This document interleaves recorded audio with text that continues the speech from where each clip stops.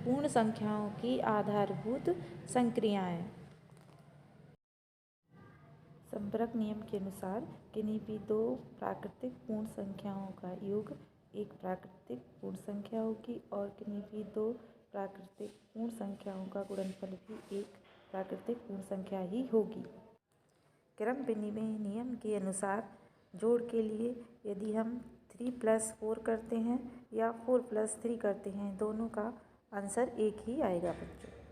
Multiply के लिए भी यदि हम 3 × 4 करते हैं तब भी वही आंसर आएगा, या 4 × 3 करेंगे तब भी आंसर में कोई भी परिवर्तन नहीं होगा।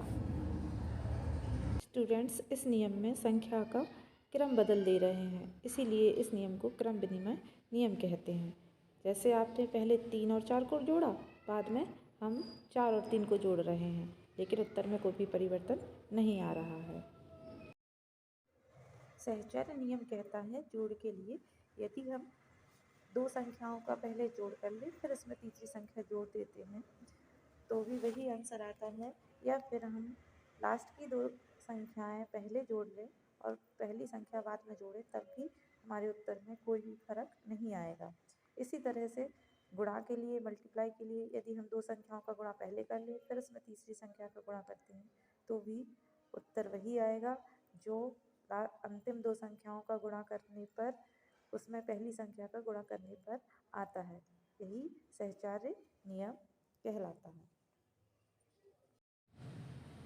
बंटन नियम, डिस्ट्रीब्यूशन लॉ भी कहते हैं इसे।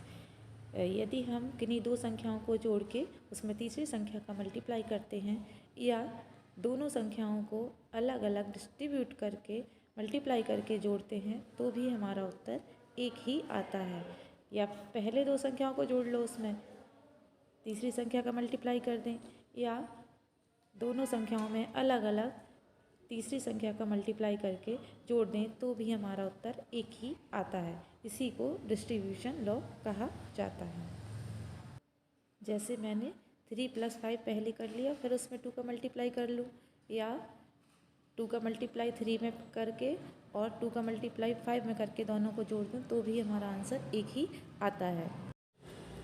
शून्य के गुण, शून्य को किसी भी संख्या में जोड़ देने या घटा देने से उस संख्या में कोई परिवर्तन नहीं होता है, अर्थात संख्या वही रहती है। जैसे मैं यहाँ 15 में 0 जोड़ दूँ या घटा दूँ तो उत्तर 15 ही रहेगा,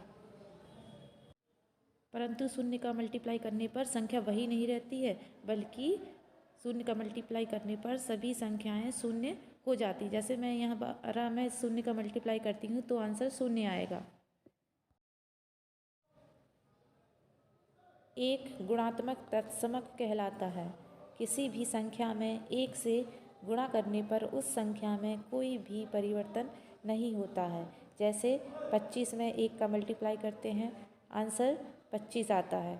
यदि 112 में 1 का मल्टीप्लाई करेंगे तो आंसर 112 ही आएगा, यानी संख्या में कोई भी परिवर्तन नहीं होता है। Subscribe. Thanks for watching.